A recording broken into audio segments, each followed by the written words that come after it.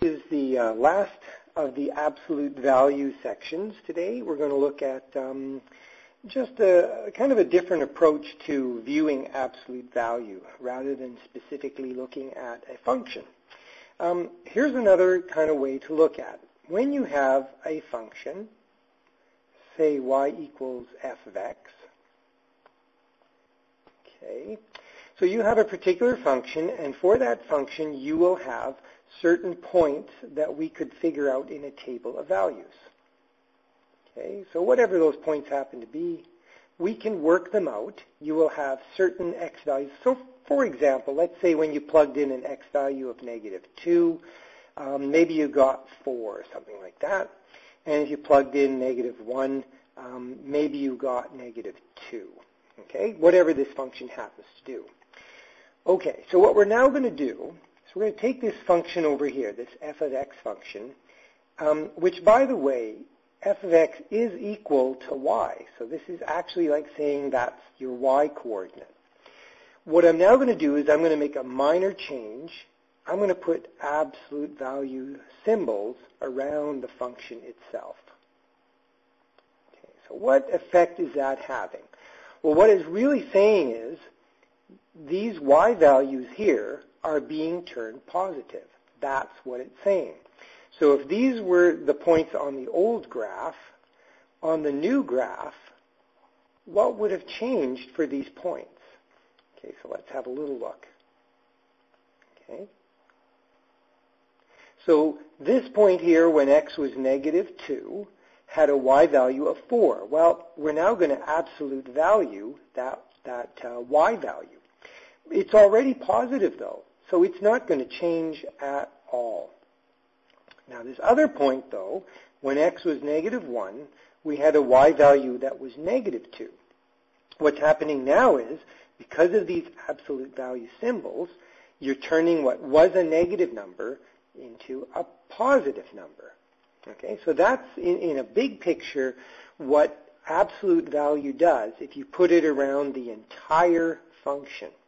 Okay, so no matter what function it is, if we throw absolute values around the entire thing, we have this effect of turning all of the y coordinates into positive numbers if they weren't already positive numbers. So let me just show you what that might look like in a picture. So let's take the grid here, and on our grid, let's say we had some sort of a graph. Actually, let's make this a line. Say we had a line that went something like this. All right, so it goes zipping along like that. Okay? So what's happening is these points here, why don't we actually identify one of these points? Let's see if I got a good one here. Like this point here. Okay? This is the point -4, -1. Now what's going to happen is if this was our original function, f of x, and we're trying to produce a graph of this now. I'm going to draw it right on the same grid. So I'm going to throw absolute value functions around this f of x. What's happening is that all of these y values that are negative, like this -1 here, they're going to get turned positive. So a new point on our grid now would be the point -4, +1. So these are the new points. Okay? So this point here is now up here. And the same thing is going to happen for all these points. All of their negative y values turn positive. Like this guy down here, he's going to be across approximately here somewhere. Okay? This point here that has a y value of 0, it's not going to move because the absolute value of 0 is still 0. These points along here on this section of the graph, they're what we call invariant points. They're invariant, and that means that they are not going to move. They have y values that are positive numbers. For example, let's take this point here. Okay, this looks like approximately the point 2, This y value is already positive. Absolute value signs aren't going to change that. So what does our new graph look like? Now, let's see if I can change colors with this thing here. Okay, so I'm going to maybe try to draw the new graph in red. Okay, put it on lines, and I think it's going to look something like this.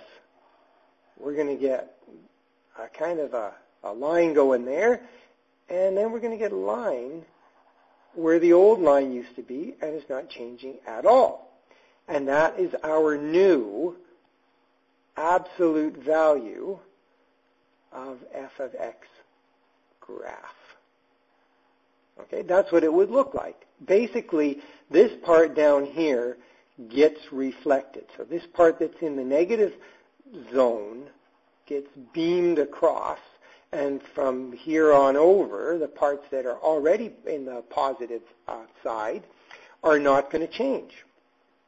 Okay, so let's see if I can get my colors back to black. All right. Turn that off. Okay, so let's move on to a different grid. Something entirely different. Suppose we have maybe a graph that isn't at all a linear graph like the previous one that we did, but maybe it's kind of a parabola. Maybe it goes through this point here and this point here, and it sort of loops down through here. Sorry, let's try to draw it as best I can. So this is kind of a parabola graph, say it looks something like that. Now this might be the graph y equals x squared minus 1. Okay? And somebody comes along now and says, what I want you to draw is y equals the absolute value of x squared minus 1.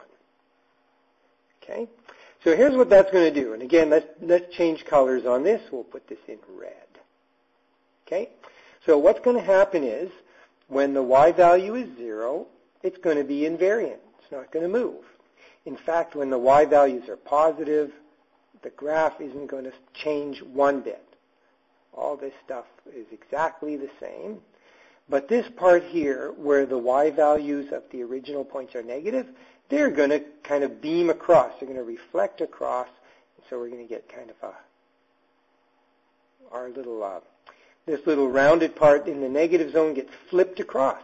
And this is our new graph. So this is it in red here. Okay. That's about it for reflecting graphs. What we could do is maybe one more just to make sure, and hopefully we won't run out of time here, but let's just do one more. Okay. Let's say you had some crazy graph that went like this. Okay. There's our original function, f of x. Somebody comes along and says, please, could you graph the absolute value of f of x? Okay, and let's do that. We'll change the color here. Let's do this one in blue just to be different. Okay, now all that means is you got certain zones here, from here to here, in between here. These are all negative y values, so they're all going to flip across. I'm just going to get a few good ones in there as markers. So basically, we're going to have this zone. Whoops, not too stated. That's going to reflect across. This one here isn't going to change. This one over here isn't going to change. This one's going to reflect across all the way to there. So try to do that. Something like that. And then this last one isn't going to change either. Okay? So basically, this blue graph is now this guy over here, the absolute value of that function. Okay, and so that's where I'm going to stop.